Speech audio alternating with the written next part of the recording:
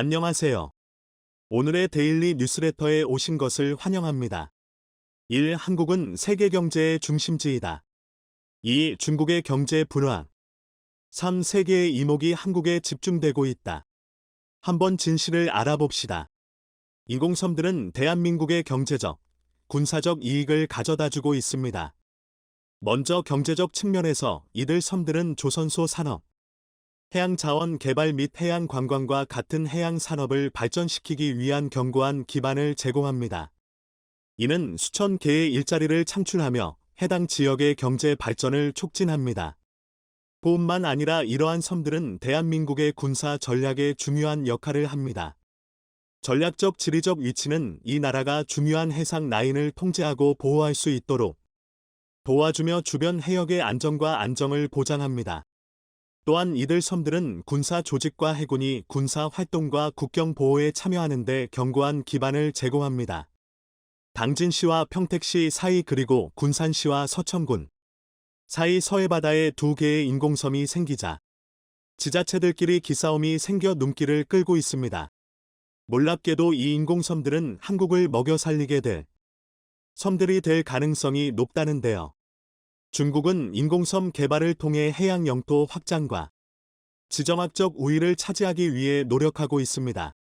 가장 대표적인 예로 남중국해에서 이루어지고 있는 활동이 있습니다. 여기서 중국은 여러 개의 인공섬을 건설하며 주변 국가들과 영토 분쟁을 빚고 있습니다. 이 인공섬들은 군사시설 및 항구시설을 설치하여 중국의 군사적 역량을 강화하는 데 활용되고 있습니다.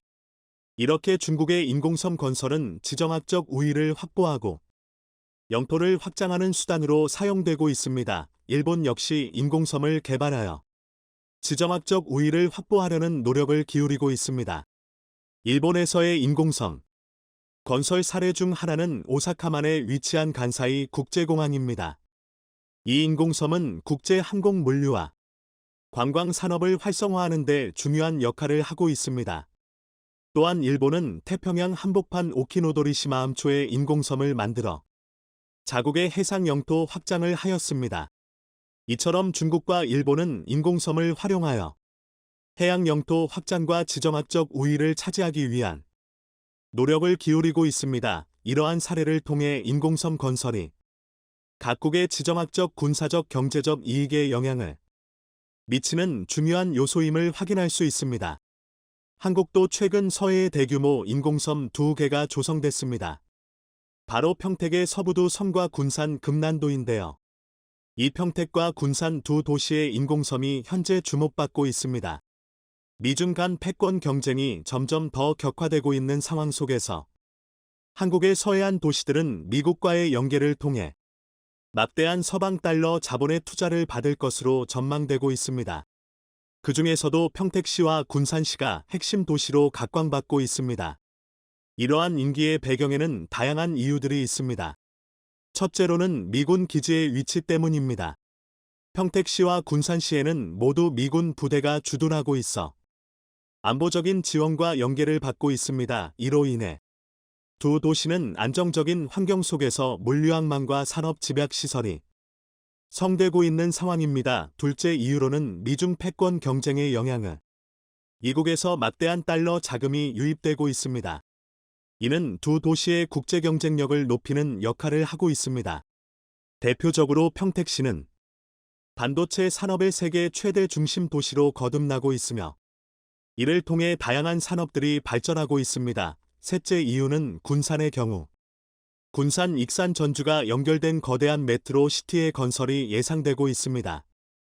전주시의 국민연금공단이 입주한 이후로 이 지역은 국제금융의 중심지로 주목받고 있는데요.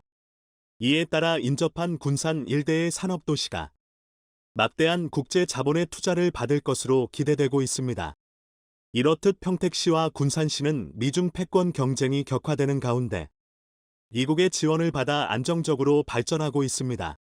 두 도시는 미래에도 국제적인 경쟁력을 갖춘 선진 도시로 성장할 것으로 전망되며 한국 경제에 많은 기여를 할 것으로 기대됩니다.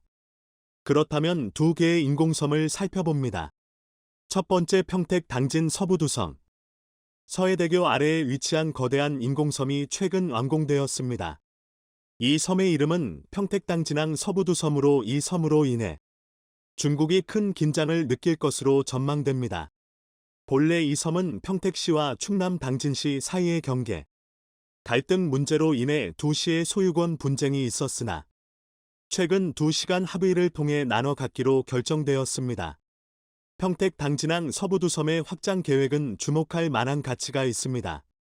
이는 평택항 항만 배후 단지로 미군 기지, 인접지역이자 대규모 차이나타운이 건설될 예정이었습니다. 또한 중국 1대1로의 해저터널이 평택까지 뚫어지려는 계획도 있었습니다. 그러나 미중 간 패권 갈등과 사드 보복 사태로 인해 반중 정서가 확산되면서 이 지역은 대규모 제조업 산업기지로 탈바꿈되었습니다. 평택항 서부두섬의 주요 장점 중 하나는 물류비용 절감이 있습니다. 평택항의 물류항만을 바로 이용할 수 있어 중국의 막대한 제조업체들이 수출 물량을 한국으로 옮기는 전략적 효과가 기대됩니다. 현재 미국 등 서방 국가들은 중국과의 디커플링이 진행되면서 품질 좋고 저렴한 제조업 제품을 필요로 합니다. 그러나 수도권 지역은 높아진 땅값과 부동산 투자 비용으로 인해 대규모 제조업 시설 건설이 어려웠습니다. 이와 달리 평택항은 인공섬의 개발 확장을 통해 저렴한 공업, 용지를 마련할 수 있는 기회를 제공합니다. 평택항은 이를 통해 수도권 최대 항만 도시이자 공업 도시로 부상할 것으로 예상됩니다. 추가적으로 충청남도 당진 천안 아산 일대로 공업 수요를 분산할 수 있어 중국을 대체할 고품질 제조업의 부흥이 기대됩니다. 평택 당진항 서부두섬의 발전은 한국 경제에 긍정적 영향을 미칠 것으로 예상되며 다음과 같은 이점들이 있습니다. 우선 첫 번째로 일자리 창출 수도권 인구 밀집 지역의 저렴한 조성원가로 공급된 공업단지의 거대한 제조업 산업기지의 조성은 많은 일자리를 창출하게 됩니다. 이로 인해 한국 경제에 활력을 불어넣을 것으로 기대됩니다. 두 번째로는 수출 증대가 있을 것입니다. 평택항을 이용한 수출이 증가함에 따라 한국의 국제 경쟁력이 강화되고 외환 수입이 늘어날 것으로 예상됩니다. 세 번째는 지역 발전으로 평택항과 인근 지역의 발전으로 인해 수도권 경제의 상생 효과가 기대되며 인프라 개선과 함께 지역 경제 활성화가 이루어질 것으로 보입니다. 네 번째는 미국 및 서방 국가와의 관계 강화가 있습니다. 중국과의 디커플링에 따른 미국 및 서방 국가들의 고품질 제조업 수요를 한국이 맞춰줌으로써 양국 간의 관계를 강화할 것으로 기대됩니다. 다섯 번째로 국내 기업 경쟁력 향상이 있습니다. 중국과 같은 저임금 국가와 경쟁력을 확보하기 위해 한국 기업들이 혁신과 효율성을 높여야 합니다. 이 때문에 저임금 노동자들을 다수 고용하는 것보다는 수도권 지역의 고학력의 우수 인력들을 많이 확보하여 노동집약 산업에서 기술집약 제조업체로 전환이 요구되고 있는데 그동안 수도권 지역의 공업단지 개발이 어려웠으나 해당 개발 사업이 이 일을 수행 가능하게 할 것으로 보입니다. 그러나 평택 당진항 서부두섬의 발전과 함께 환경 문제와 주민들의 이익 충돌 등 다양한 과제들이 뒤따를 것으로 예상되므로 정부와 지자체는 이러한 문제들에 대한 적절한 대응 전략을 수립해야 할 것입니다. 이를 통해 지속 가능한 발전이 이루어질 수 있도록 노력해야 합니다. 미중 갈등이 격화되면서 미국은 중국의 제품에 대한 의존도를 줄이고 다양한 공급망을 구축하기 위해 노력하고 있습니다. 이에 따라 특정 제조업 품목들이 이러한 변화의 중심에 있습니다. 중국에서 주로 생산되는 제품 중 미국이 공급망 다변화를 추구하는 대표적인 품목들은 반도체, 전자부품, 희소금속, 제약 및 의료기기, 자동차 부품 등이 있습니다. 이러한 품목들은 전략적인 가치가 높거나 중국과의 무역에서 미국이 상대적으로 불리한 상황에 처해 있기 때문입니다. 평택항 인근에 새롭게 조성되는 공업단지는 이러한 제조업 수요를 충족시키는데 중요한 역할을 할 수 있습니다. 평택항은 이미 국내외의 대기업들이 입주한 물류 및 산업 인프라를 가지고 있으며 국제 물류와 연계성이 뛰어납니다. 이러한 장점을 바탕으로 평택항 인근 공업단지는 미국과 같은 선진국의 기업들이 중국에서 이동하는 생산 공장을 대체할 수 있는 입지 조건을 갖추고 있습니다. 또한 한국 정부는 미중 갈등의 영향으로 인해 이동하는 제조업 수요를 유치하기 위해 적극적인 정책을 펼치고 있습니다. 이에 따라 평택항 인근 공업단지는 국내외 기업들에게 유리한 환경을 제공하며 이를 통해 미국과 같은 선진국의 기업들이 한국에서 생산을 확대할 가능성이 높아집니다. 따라서 평택항 인근 공업단지는 미중 패권 경쟁이 격화되는 가운데 미국의 공급망 다변화 전략에 부응하여 제조업 수요를 맞추는 데 큰 기여를 할 것으로 기대됩니다. 이를 통해 한국은 세계 경제의 중심지로 떠오르며 국내 경제에도 긍정적인 영향을 끼칠 수 있습니다. 이러한 상황은 한국의 제조업 경쟁력을 강화하고 새로운 일자리 창출과 투자 유치를 촉진할 것으로 예상됩니다. 평택항 인근 공업단지의 성장은 또한 한국의 지정학적 위치와 글로벌 무역 네트워크를 활용한 수출 시장의 확대와 연계될 것입니다. 북미 유럽 아시아와의 무역이 더욱 활발해짐에 따라 한국은 전략적인 무역 파트너로서의 역할을 강화할 수 있습니다. 이와 같이 평택항 인근 공업단지는 미중 갈등이 격화되는 상황 속에서 미국의 공급망 다변화 전략에 부응하여 제조업 수요를 맞추는 데 중요한 역할을 할 것으로 전망됩니다. 한국은 이러한 기회를 통해 국내 제조업을 더욱 강화하고 국제 경쟁력을 높이는 데 기여할 것으로 기대되며 평택항 인근 공업단지의 성공적인 발전은 한국 경제에 긍정적인 파급 효과를 가져올 것입니다. 두 번째, 군산 금난도. 군산과 서천군, 전라북도와 충청남도에 위치한 금난도라는 인공섬에 대해 이야기해 볼까 합니다. 이 섬은 1980년대부터 군사랑과 서천 장항 일대에서 나온 토사물들로 만들어진 거대한 인공섬인데요. 지금까지도 토사가 계속 나오면서 엄청난 크기의 섬으로 성장했습니다. 금난도는 군산 도심과 가까워 귀한 땅으로 여겨지고 있는데요. 그런데도 인근 서천군에서는 이 지역의 개발에 대해 환경 문제 등의 우려가 있어 개발이 지지부진한 상황입니다. 그러다 보니 군산시는 새만금 개발 프로젝트가 있음에도 불구하고 인구가 계속 줄어드는 상황이라고 합니다. 여기서 더 재미있는 사실은 군산은 지정학적으로 중요한 도시라는 것인데요. 바다 건너편에는 중국이 있고 미 공군 기지와 미 우주군 기지가 위치하고 있어서 안보 상황도 매우 중요하다고 합니다. 그렇기 때문에 인구가 계속 줄어들면 지역 슬럼화가 야기되고 중국의 자본 유입과 중국인 이민자들의 대거 유입이 가능한 상황입니다. 슬럼화된 지역이 외부 세력 특히 중국에 의해 장악되는 경우 지정학적으로 중국의 유리한 항만 도시로 바뀌게 될 수 있는 가능성이 있습니다. 이러한 상황이 발생하면 국내 기업 및 경제에 부정적인 영향을 미칠 수 있습니다. 중국의 자본 및 중국인 이민자들이 대거 유입되면 국내 기업들의 시장 점유율이 줄어들고 일자리 부족 문제가 발생할 수 있습니다.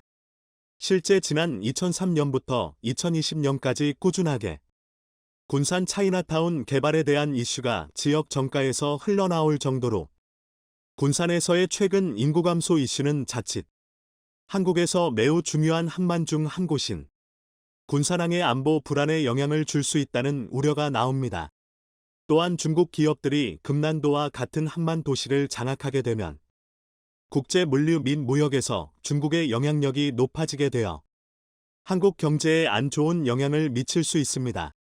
이는 국가 간 경쟁력 측면에서도 손실을 가져올 수 있습니다. 하지만 이 금난도를 활용하면 군산시에 엄청난 개발 효과를 가져올 수 있을 것으로 보입니다. 이를 통해 고밀도 도시 개발이 가능해지며 마산 해양 신도시처럼 인구 감소 위기를 해결할 수 있을 것으로 기대되고 있습니다. 또한 군산시는 최근 한강에서 진행 중인 서울항 프로젝트와 연계되어 있어서 서울에서 5,000톤급 크루즈선이 곧 군산에 도착해 수천 명의 관광객들이 방문할 것으로 예상되고 있습니다. 서울항에 운항될 5,000톤 그 크루즈는 유럽에만 톤 이상의 초대형 크루즈보다는 작지만 1000명 이상의 관광객이 한 번에 방문 가능해 지역 경제 발전에 막대한 영향을 줍니다.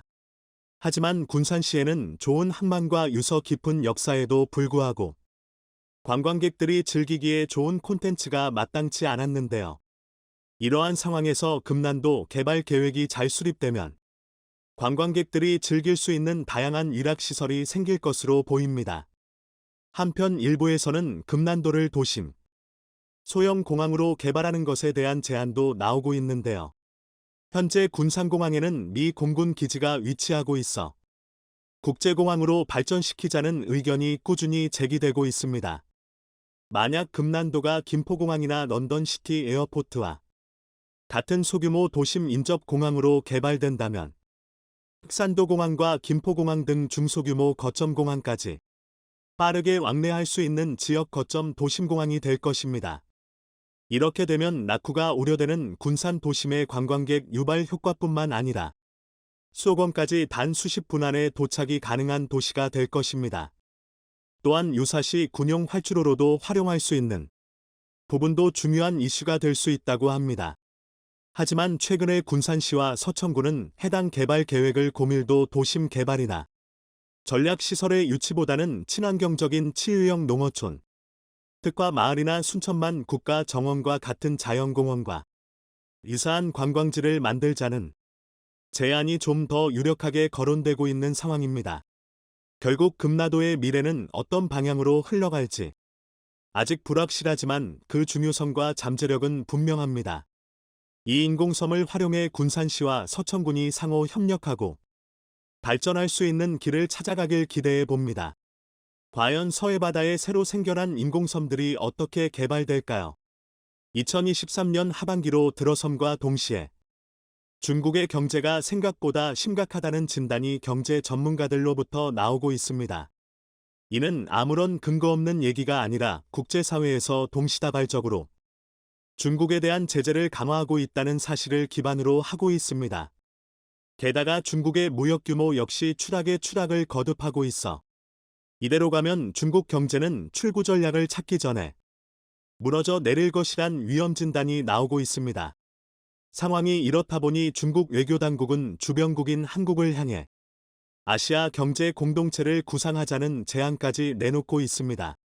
얼마 전까지 미국을 제치고 세계 1위 경제대국이 되겠다며 한국을 얕잡아보던 중국이 이제 와서 한국에 대한 자존심을 굽히고 경제 공동체를 만들자는 제안을 하고 있는 이유와 중국 경제의 미래가 왜 영구적인 회복불능 상태에 빠졌는지 자세히 알아보겠습니다. 최근 우리나라 경제를 포함해서 전 세계 경기가 저성장 기조로 접어들고 있습니다. 원자재가 풍부한 일부 국가들을 제외하면 본격적인 경기 침체 신호가 여기저기서 감지되고 있는데요. 한국 역시 마찬가지인 상황으로 지난 16개월 연속으로 무역 적자를 기록하다가 이번 6월부터 본격적으로 흑자 전환을 하면서 이번 연말까지 흑자 기조를 이어갈 것으로 전망되고 있습니다. 그런데 한국이 지난 수개월 동안 무역 적자를 기록했던 원인과 최근 들어 무역 흑자를 기록한 원인 모두 중국 때문인 것으로 드러나고 있습니다.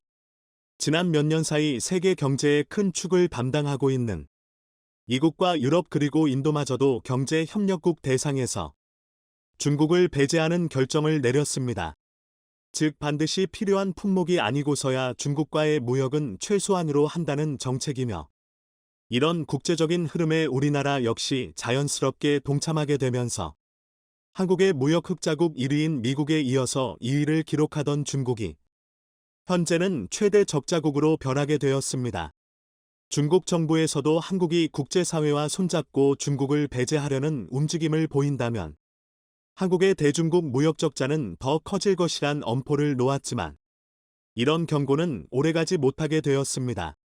아이러니하게도 지난 20년 급성장한 중국의 성장 동력은 세계 경제 규모 1위인 미국으로부터 막대한 무역 흑자를 벌어들였기에 가능했는데 최근 미중 갈등이 극도로 심화되면서 20년 가까이 유지되어 오던 미국의 최대 수입국 타이틀을 다른 국가들에게 내주게 생겼기 때문입니다. 정확하게는 중국에서 생산된 제품을 대체할 수 있는 한국과 같은 국가들이 막대한 반사이익을 얻고 있다는 점입니다. 이번 일을 통해 중국은 자신의 최대 무역 고객이던 미국 시장에서 철저히 배제되고 있으며 이국과의 무역 수지가 극도로 악화되고 있습니다. 반면 한국은 현재도 미국과의 무역에서 엄청난 흑자를 거두고 있으며 한국의 최대 무역 흑자국은 미국인 만큼 중국이 배제되면서 얻게 되는 반사이익이 더욱 커지고 있다는 점입니다. 미국 상무국의 무역 통계보고에 따르면 올해 중국이 미국에 수출한 금액은 한화 214조 원으로 지난해와 비교해 25%나 감소하였으며 중국은 대미 무역 수출 규모 3위를 기록해 이국과 인접한 캐나다와 멕시코의 순위를 내주었습니다.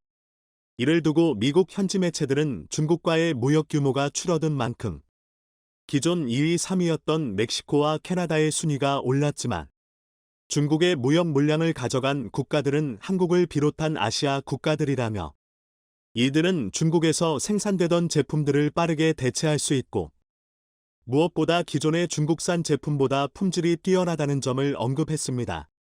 상황이 이렇다 보니 중국의 수출 실적 또한 바닥을 찍고 있습니다. 지난 몇 년간 중국 경제의 악화 원인으로 지목된 제로 코로나 정책이 폐지된 이후에도 중국의 경제가 살아나지 못하면서 올해 수출은 지난해에 비해 12%가 감소했고 수입 역시 7% 감소했습니다. 한국을 비롯한 주변 아시아 국가들이 회복세에 들어선과 비교하면 중국의 경기 추락은 상황이 심각하다는 것입니다. 게다가 13억 명의 인구수를 기반으로 한 막대한 내수 시장으로 경제를 자급자족할 수 있다고 자랑하던 중국이지만 2023년 상반기 내수 시장마저 수출 감소폭보다 규모가 큰 13% 수준의 감소폭이 보고되었습니다. 여기에 막대한 실업난으로 일자리를 구하지 못한 수억 명의 중국 청년들이 시진핑 주석이 경제 엔진을 꺼버렸다며 중국 국가지도층에게 반발하려는 움직임을 보이고 있어 중국 당국은 온라인 세상에서 일어나는 자국 비판적인 메시지를 더욱더 강력하게 검열하고 있는 상황입니다.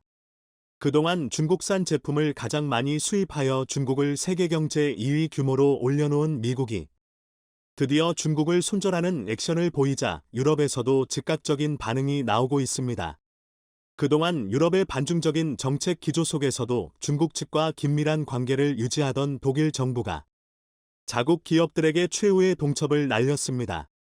베어보크 독일 외무장관은 내각회의에서 발표한 대중국 전략 보고서를 의결하면서 중국 시장에 대한 의존도가 지나치게 높은 기업들은 더욱더 많은 재정적 위험성을 스스로 감내해야 할 것이라며 중국 의존도가 높은 자국 기업들에게 사실상 중국에서 손을 떼라는 강력한 경고를 내놓았습니다. 이에 중국 현지에 생산 공장을 두고 있는 많은 독일 업체들이 반발하자 독일 외무부 측에선 수년 전부터 중국에 대한 높은 의존도는 장기적으로 국가와 기업에게 부정적인 영향을 줄 수 있다고 경고했다며 중국 시장 확대를 주장한 독일 기업들에게 최후의 경고를 날렸다는 평가가 나왔습니다. 독일이 이렇게 예민하게 반응하는 이유가 있습니다. 독일 외무부 장관은 러시아가 우크라이나를 침공하면서 러시아산 에너지 의존도가 80%로 가장 높았던 독일이 가장 큰 에너지 대란을 겪었던 교훈은 단 한 번으로 충분하다며 러시아에게 겪었던 실수를 중국에게 두 번 다시 겪지 않겠다는 다짐으로 보입니다.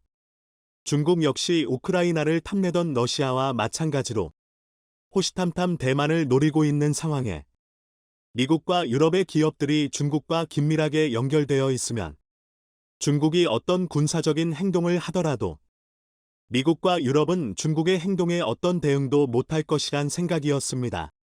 하지만 러시아에게 된동당한 서방 세계는 이제 중국과 연결되어 있던 경제적 관계를 완전히 뿌리 뽑으면서 중국이 어떤 독단적인 행동을 하더라도 경제적 군사적 옵션을 비롯해 모든 수단으로 중국을 저지할 준비가 되었다는 뜻입니다. 중국 지도층에선 수년 전부터 이어진 서방 세계의 탈중국 엄포가 실제로 이루어질 리 없다면서 무시로 일관했지만 최근 들어 중국 내 인건비가 급상승하고 중국 당국의 반기업적인 규제와 자국 기업 일감 몰아주기 등 6개 기업에 대한 불공정한 규제가 반복되자 해외 기업들의 중국 내 투자는 사상 최저치를 기록하고 있습니다. 더군다나 어떤 글로벌 기업들도 아무리 중국 시장이 크다고 하지만 시장 규모 2위인 중국보다 1위인 미국의 시장을 포기하면서까지 중국에 진출하려는 기업들도 많지 않은 상황이고 자연스럽게 글로벌 기업들이 앞다투어 탈중국에 나서며 금이대 2차, 3차 하청업체들까지 줄줄이 탈중국에 나서고 있습니다. 과거 사드 갈등부터 제로 코로나까지 중국에게 순환을 겪어온 우리나라 기업들 역시 누구보다 빠르게 탈중국에 성공하여 동남아시아 등지에 새로운 둥지를 들었습니다. 이 당시만 해도 중국은 한국이 없더라도 자신은 곧 세계 1위가 된다며 자신만만했지만 최근 중국을 향한 국제적인 분위기가 심상치 않다는 것을 깨닫고 이제 와서 한국에게 새로운 제안을 하고 있습니다. 7월 초 중국 칭다오에서 열린 한중일 3자 포럼에서 중국의 왕이 외교부장은 한국과 일본을 향해 미국과 유럽의 서방 국가들은 한국인, 중국인, 일본인을 구분할 수 없다. 아무리 금발로 머리를 염색하고 날렵한 코를 만들어도 한국, 중국, 일본은 결코 서방 국가가 될 수 없다면서 한국과 일본은 아시아의 뿌리가 어디에 있는지 알아야 한다고 주장했습니다. 이어서 왕이 부장은 한국과 일본이 중국과 함께 협력하여 동아시아 경제 공동체를 새롭게 구상한다면 서방의 제재와 횡포에 맞서서 무너지지 않는 아시아 연합을 구축할 수 있다고 언급했습니다. 왕이 부장의 이러한 태도는 한국과 일본의 많은 반감을 불러오게 되었습니다. 사드 당시만 해도 중국에선 한국을 속국 취급하면서 한국에 대한 경제적 제재를 일삼았고 아직도 이런 한알령은 완전히 풀리지 않아 중국에 있는 우리 기업들이 많은 타격을 입고 있는데 이제 서방 국가들에게 중국 자신들이 포위당하니 아시아 국가들끼리 뭉쳐야 한다면서 황당한 주장을 하고 있는 것입니다. 그동안 콧대 높던 중국이 이렇게까지 한국을 향해 노골적인 협력을 요청한 적이 없었는데 자존심을 굽히고 한국에게 숙이고 들어왔다는 점에서 중국의 경제 상황이 세상에 알려진 것보다 더욱더 어렵고 회복불능의 경지에 도달했다는 분석도 나오고 있습니다. 특히나 중국이 선진국으로 가기 위한 발판이던 반도체 관련 기술과 생산이 올스돔되었고 스스로 경쟁 대상이라 판단하던 한국과 대만의 반도체 기술은 갈수록 발전해 중국과 기술 격차가 점점 벌어지는 상황에서 이대로 시간이 지난다면 중국은 자신보다 뛰어난 기술력을 가진 한국에게 경제적으로 완전히 종속될 수밖에 없는 상황이 다가오기 때문입니다. 최근 한국은 중국 정부의 적극적인 개입으로 중국과의 무역에서 적자를 보고 있지만 몇 개월 전까지만 하더라도 중국은 한국의 제2 무역 흑자국이었습니다. 그만큼 중국은 한국산 반도체와 중간재를 수입해 해외에 완제품을 수출해왔다는 것으로 중국이 한국과의 무역에서 적자를 보면서까지 한국산 중간재를 수입해야 하는 상황이라는 것입니다. 중국의 현재 반도체 수준으로는 스마트폰이나 노트북과 같은 전자제품을 자체 생산할 수 없으며 핵심 부품을 한국, 대만, 미국으로부터 수입해야 하는데 이런 해외 의존도를 줄이고자 반도체 굴기를 선언했지만 국제사회의 전방위적인 압력에 중국은 결국 자체적인 기술 발전을 이루기보단 해외 기술력에 종속될 것입니다. 콧대 높던 중국이 자신보다 낮게 보단 한국에게 첨단과학 기술력이 종속되는 상황만큼은 피하고 싶을 것이며 그렇기에 한국에게 경제적 협력을 요청하는 것으로 파악됩니다. 중국은 13억 인구 대국이지만 첨단 산업 없이는 더 이상의 경제 발전이 어려울 것이란 예측에 올해로 삼성의 창업주인 이병철 회장의 반도체 진출 선언이라 불리는 도쿄 선언이 있은 지 정확하게 40년이 되었습니다. 사실상 한국 반도체 역사가 40년이 되는 해이자 40년 전 그 당시를 떠올려보면 많은 사람들이 대한민국과 삼성을 비웃었습니다. 그땐 일본의 반도체 회사들이 세계 시장을 주름잡고 있었고 점유율 역시 일본이 50%를 넘기면서 1위를 달리고 있었고 미국과 독일이 2위, 3위를 기록하는 등 첨단 반도체 산업은 선진국들의 전유물이라 여겨졌지만 삼성의 이병철 회장은 그 당시 세계 반도체 중심지였던 도쿄에서 초고밀도 집적회로에 대한 대규모 투자를 선언했습니다. 그 당시 일본, 미국, 독일 등 반도체 기술력을 확보한 국가들은 한국의 첨단 산업 도전을 두고 기술력도 없으면서 연구개발 투자금을 챙기려는 선언이라고 비판했으며 원천 기술과 공급망도 없는 국가다. 실패가 뻔히 보이는 무모한 도전을 한다고 비웃었습니다. 세계적인 외신과 반도체 업계 관계자들도 삼성의 이병철 회장을 두고 과대망상증 환자라며 보도하는 등 아무도 한국이 성공할 것이라 생각하지 않았습니다. 하지만 40년이 지난 지금 한국의 반도체는 세계 정상의 위치에 올랐고 그만큼 한국의 자리를 노리는 경쟁자들 역시 생겨났습니다. 현재 한국이 세계 시장 70%를 점유하는 메모리 반도체 분야에선 미국의 마이크론과 일본이 연합하여 점유율 확장을 노리고 있고 이 밖에 중국 기업들도 메모리 반도체에 상당한 투자를 해왔지만 지난 수년간 지속된 미국의 반도체 제재와 글로벌 반도체 수요 공급 하락에 중국 업체들은 점점 사라지고 있는 추세입니다. 반면 반도체 위탁 생산이라 불리는 파운드리 시장에선 한국의 반도체가 추격자 역할을 하고 있는데요. 대만의 파운드리는 세계 시장 점유율 50%를 차지하면서 사실상 독점적인 체제를 구축하고 있습니다. 하지만 한국의 삼성전자가 파운드리 시장에 본격적으로 진출하겠다고 나서면서 대만의 TSMC는 비상에 걸린 상황이라는 소식이 전해지고 있습니다. 단순히 삼성이 메모리 반도체에 집중하면서 세계가 파운드리 분야에 관심을 가지지 않을 때 대만은 유일하게 파운드리에 모든 것을 쏟았고 현재의 독점 체제를 구축했습니다. 하지만 최근 삼성이 가장 많은 연구개발 비용을 파운드리에 투자하면서 사실상 제2의 도쿄 선언이 되고 있다는 전망이 나오고 있습니다. 전 세계가 파운드리 시장의 원조는 TSMC이고 점유율도 50%를 넘기고 있지만 삼성은 고작 10%대 점유율을 기록 중인데 TSMC와의 경쟁에서 어떻게 이길 수 있냐는 의문이 나오고 있습니다. 하지만 삼성은 아무것도 없던 과거에서 지금의 반도체 대국을 세웠고 지금은 공격적인 투자를 하기에 최적의 시기라고 밝히면서 대만 TSCM을 더욱 압박할 것으로 보입니다. 특히 이번 금리 인상과 함께 찾아온 경기 침체로 반도체 수요가 급감하면서 많은 글로벌 반도체 기업들이 적자로 돌아서고 있는 상황입니다. 하지만 삼성에선 이런 반도체 위기 상황이 오히려 좋다며 반전의 기회로 만들겠다는 의지를 보여주고 있는데 이와 같은 내용을 자세히 알아보겠습니다. 얼마 전 국내 2위이자 세계 2위 메모리 반도체 기업인 SK하이닉스에서 10년 만에 적자를 내면서 국내외 투자자들에게 충격을 안겨주었습니다. 하지만 글로벌 3대 신용평가 기관들의 생각은 달랐습니다. SK하이닉스의 신용등급을 AA 등급으로 유지한 것인데요. 적자로 돌아선 기업의 신용평가가 안정적으로 유지되었다는 의미는 적자 상황이 오래가지 않을 것이란 전망과 적자가 오래 가더라도 기업이 버틸 수 있는 충분한 현금성 자산을 보유하고 있거나 꾸준히 실적을 만들어내는 압도적인 기술력과 시장 지배력 등이 긍정적인 요인으로 평가받고 있습니다. 오히려 한국 이외의 반도체 기업들 대표적으로 마이크론과 같은 기업이 수개월 빠르게 적자가 시작되어 경쟁력이 약화되고 이런 상황은 결과적으로 한국 반도체 기업의 독점적인 지위를 강화시킨다는 전망입니다. 이렇게 메모리 반도체에서 시작된 불황은 파운드리 업계로 번져가고 있습니다.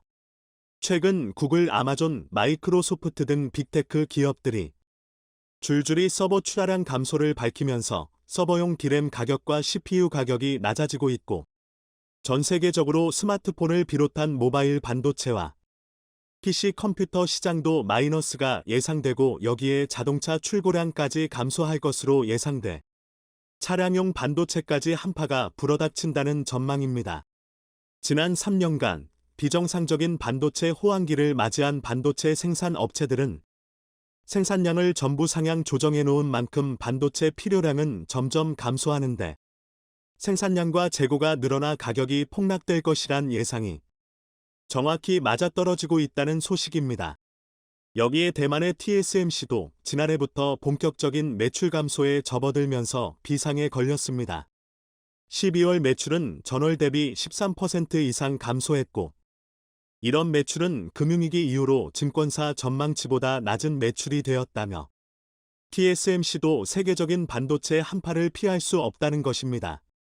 그런데 삼성전자는 오히려 이런 반도체 가격 폭락 속에 더욱더 공격적으로 나서며 시장 점유율을 확보하려는 움직임인데요. 이번 3나노 미세 공정에서 TSMC 기술력을 따돌린 삼성은 3나노 경쟁에서 TSMC보다 낮은 가격을 제시하면서 TSMC의 고객사들의 발걸음을 한국으로 돌리고 있습니다. 얼마 전 반도체 업계에서 화제된 3나노의 양품 비율은 TSMC가 60% 수준이고 삼성은 이보다 20% 많은 80%로만 확인되었는데요. 삼성이 같은 웨이퍼당 더욱 많은 양품의 3나노 반도체를 생산할 수 있다는 뜻으로 단순 계산상 가격 경쟁력에서 대략 20% 정도 우위에 있는 상황입니다. 아니나 다를까 삼성전자는 이런 기술적 우위를 적극 활용하고 있습니다. TSMC가 제시한 3나노 파운드리 가격인 웨이퍼 한 장당 대략 2만 달러 수준보다 훨씬 더 저렴한 가격으로 제시하면서 전통적인 TSMC의 고객사이던 미국의 AMD와 그래픽 반도체 업체인 엔비디아까지 기존에 계약했던 TSMC에서 벗어나 삼성과 3나노 도입 협상을 진행 중인 것으로 확인됐습니다. 모바일 기기와 PC 컴퓨터 그리고 자동차의 수요 둔화로 인해 그래픽 처리 장치 GPU와 중앙 처리 장치 CPU의 수요가 둔화되었습니다. 이런 상황에 매우 비싼 TSMC의 주문을 받게 되면 가격 경쟁력 확보에 빨간불이 켜진다는 것으로 해외 글로벌 기업들은 원가 관리도 하면서 기술력도 뛰어난 삼성의 파운드리를 적극적으로 이용할 수밖에 없는 상황입니다. 즉 삼성은 기술력과 자본력을 앞세워 이익이 남지 않더라도 공격적으로 점유율을 늘려 대만의 TSMC를 향해 파운드리 치킨 게임을 걸고 있는 상황입니다. 물론 TSMC가 삼성보다 사내유 보금이 많다면 치킨 게임에서 승리할 테지만 현실은 정반대입니다. 삼성의 사내유 보금은 대략 200조 원 수준으로 TSMC의 사내유 보금의 최소 5배에서 최대 7배의 가량입니다. 이렇게 마련한 자본은 해외 기업 인수합병과 치킨 게임에 적극 활용됩니다. 이 밖에도 고용시장에도 큰 영향을 주고 있는데요. 삼성은 지금과 같은 반도체 위기에 오히려 기회라면서 대략 7,000명에 가까운 신입사원을 채용했습니다. 이후에도 줄줄이 채용이 예정되어 있는 만큼 삼성의 자본력은 비교가 불가능한 수준이 되었습니다. 대만 TSMC 역시 사내유 보금을 보유 중이지만 연구개발 기술력 투자와 이런 대규모 채용에서 삼성을 따라가기란 역부족이라는 반응이 대만 현지에서 나오고 있습니다. 무엇보다 최근 평택의 세계 최대 규모 파운드리 공장에서 3나노 반도체를 매우 공격적으로 뽑아내고 있다는 소식입니다. 대만은 2021년부터 3나노 개발을 완료해 양산하겠다고 선언했지만 계속된 개발 실패 경험과 3나노 수율 부족으로 삼성과 물량 경쟁이 계속된다면 반드시 패배할 수밖에 없는 상황입니다.